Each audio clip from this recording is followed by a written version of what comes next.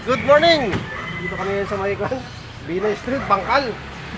Kasama namin si Sir Christian, yung magaling na magaling na mag-install ng mga electrical ba, ng mga motorcycle. Kung gusto yung magpa-install, sir, libre lang. Okay? So, libre. Ito na namin yung tungkan. Click! Okay. Installan daw ng passing light. Okay, so prepare na Sir Christian yung mga gamit. Ayan po. Pwede. Ayan o.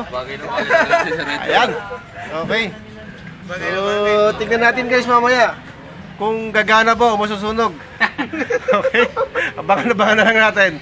Ito yung may ano sir. Pero tingin ko kasi si Sir Christian kanto dali nang naglalagay dati kaya expert na dito.